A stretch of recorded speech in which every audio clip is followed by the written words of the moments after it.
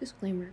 I just want to say that I knew very little about fanfiction going into this. It's something that's always existed in the periphery of my teens, with friends sharing excerpts from what they read or what they wrote. I've personally only ever read a handful in my early teens. I didn't engage with the community surrounding fandoms, and the main draw to the stories I did read was just that they were written by amateurs like me in a way that felt accessible. I was also starting to recognize my own interest in reading and writing, which is what has led me to this point as a queer creative writing student. My analysis then, as a non-expert, is based on the view of fanfiction as practice writing or early proto-writing in an online space and community, with very few restrictions as to what can actually be written, or in other words, limitlessness and writing out of love for writing or the inspiring source material. We're also not going to be veering into fanfic pornography today, since the goal of this essay is to critique and understand the links between fanfiction, representation, and creative writing. And quite frankly, pornfics scare me. So, let's get into it. Part 1. Explaining fanfiction and amateurism. Llewellyn defines fanfictions as principally reimagined stories adapted from canonical texts. Fanfictions are a medium of sharing interest in a given subject as well as creativity that have a significant community component. Many but not all fanfictions are written by amateur writers, and generalizations can't really be made here since fanfiction subgenres and the people engaging with them are as varied as the source material, but this is a subgroup of fanfic writers that I would like to focus on today.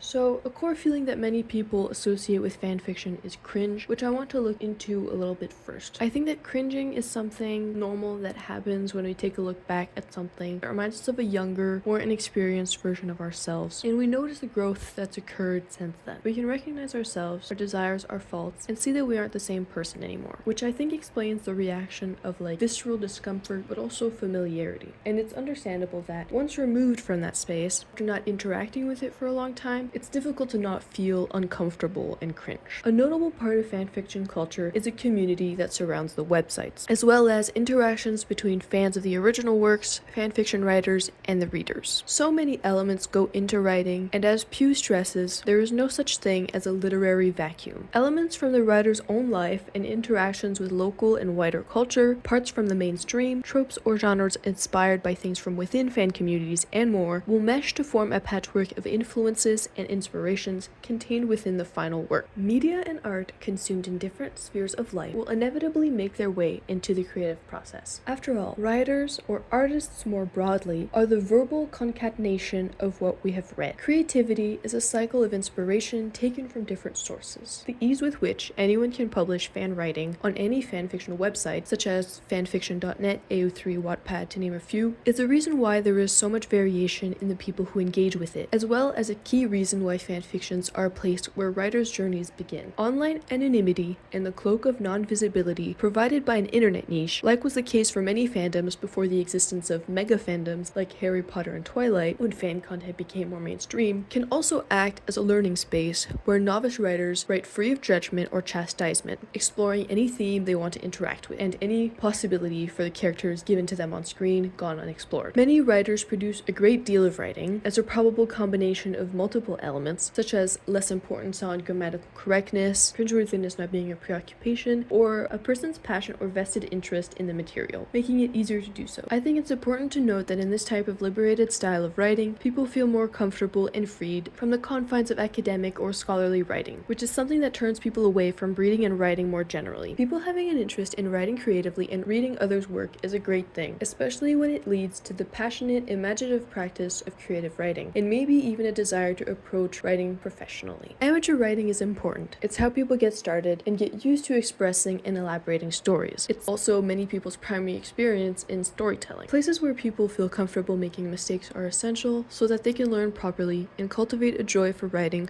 without any of the additional pressure. In that way, I view fanfiction writing a bit like using training wheels before really delving into creative writing or riding a bike proper. It's a way for people to test how they feel about it and to experience really uninhibited, passion-driven writing. Since so much writing in academic scholastic circles feels rigid and bound to set directives, it can make people feel very cold towards the idea of writing and written works in general. And writing can be a particularly useful tool if you and your experiences aren't being represented or reflected in the mainstream. This can be especially true for queer youth, who are only just coming to terms with their identity and wish to learn more about it. Media that helps someone take note of their queerness, like having a crush on a TV character and wanting to see a relationship between them and another character in a non-cis heteronormative way, realize can lead to them looking for more ways of understanding and elaborating their feelings. Writing or reading stories that feel true to you as a person and the things that you feel can be incredibly validating, especially so if the people surrounding you in the real world don't offer that kind of acceptance, assurance, or support. This might lead to a queer teen writing a fan fiction about a lesbian, gay, or queer pairing, or seeing that there are online fan communities that like to read into the queer implications of certain works. In this case, these teens might be exploring identity and writing in tandem, which sometimes creates a particular mix of wish fulfillment or pronounced effect that the writer themselves is very visible in their work, is a self-insert, or otherwise indicative of their needs and desires. In any case, this identity exploration through creativity and imagination is born from a need that was not being met in the media that young queer people, for example, viewed or consumed, and therefore a symptom of a larger issue when it comes to identity representation.